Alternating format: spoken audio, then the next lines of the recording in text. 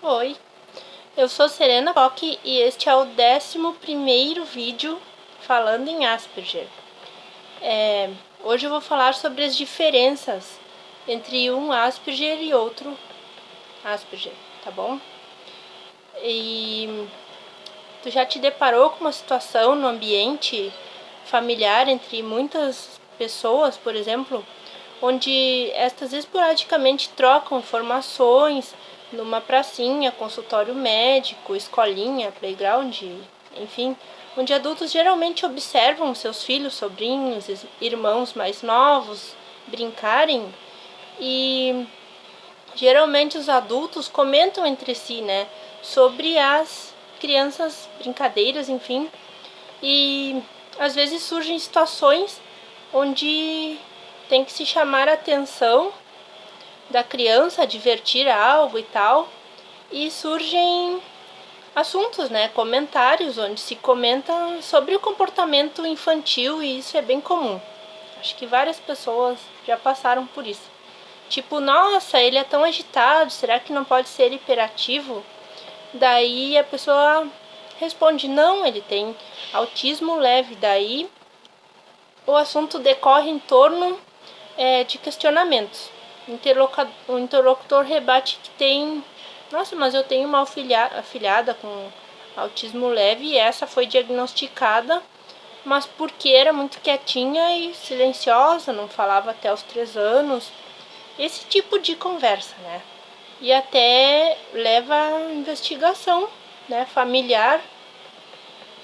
A família fica geralmente se questionando, cria dúvidas sobre o diagnóstico mesmo, né?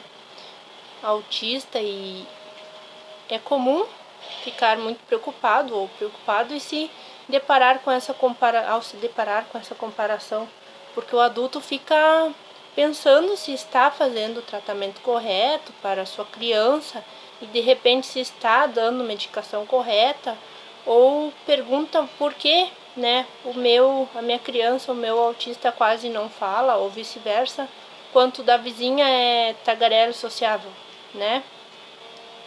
A questão é que o TEA deve ser visto realmente como um espectro, né? O TEA, transtorno do espectro autista. Imagine um arco-íris onde tu pode identificar 7 cores, mas daí tu observa de perto. Estas 7 cores se fundem num degradê de centenas de outros nuances, nenhum igual ao outro. Então, o espectro TEA é isso. Cada autista é diferente do outro, onde há um grupo de particularidades que definem uma pessoa como autista, mas uma característica que um autista possa ter, o outro pode não ter, tá bom? Mas daí tem outras características que os definirão como autistas. E outra, muitas vezes uma pessoa, geralmente genitores, irmãos, familiares muito próximos,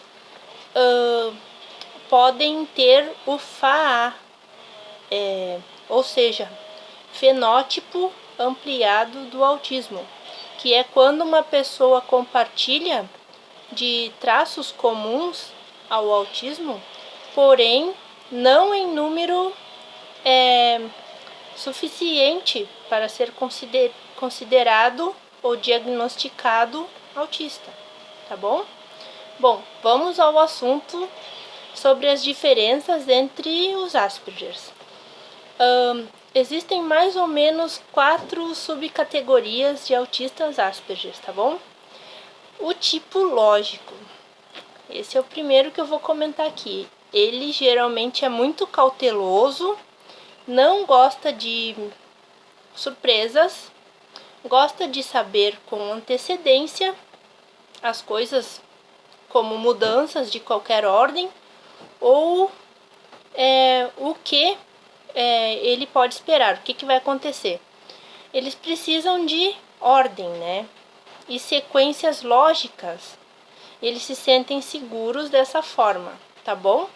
O que não tiver um sentido lógico ou parecer irracional para eles não é concebido.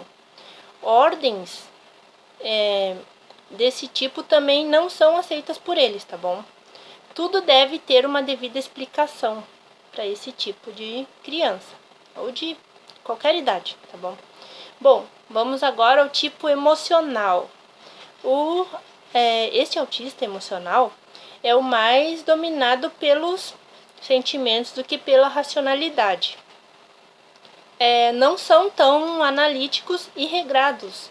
Ele muitas vezes não conseguirá controlar suas emoções, levando a um pouco de frustração, né? E alguns problemas sociais, tensões, ansiedades e um pouco de reclusão por fobias, muito mais do que os outros áspis, de outros subtítulos que eu estou lendo aqui. Mesmo ele não sendo do tipo regrado demais, a estrutura e a ordem é o que acalmam muito ele, tá bom? E é o que vai diminuir muito até mesmo suas crises e esse comportamento emocional, tá? Bom, o tipo regrado. Já vimos pelo título que este autista se sente seguro e estável quando está tudo dentro da sua ordem, de forma estruturada, tá? Ele gosta e precisa de rotina e tudo no seu lugar. Ele gosta de regras estabelecidas, mas se não houverem regras e organização, né, ele vai criar seu próprio sistema de regras para conseguir se sentir sob o controle do seu meio, tá bom? Agora vamos para o tipo passivo. O tipo passivo gosta de instruções, tá bom? É o tipo que sempre vai ser um aluno e um trabalhador exemplar. Ele vai ter muito sucesso nesse meio, trabalho, indústria, e ele pode ser muito complacente, tá bom? Esse é o tipo passivo. Essas características são alguns exemplos só, tá? Que podem não ser exatamente assim como está aqui no vídeo, mas serem muito próximos disso.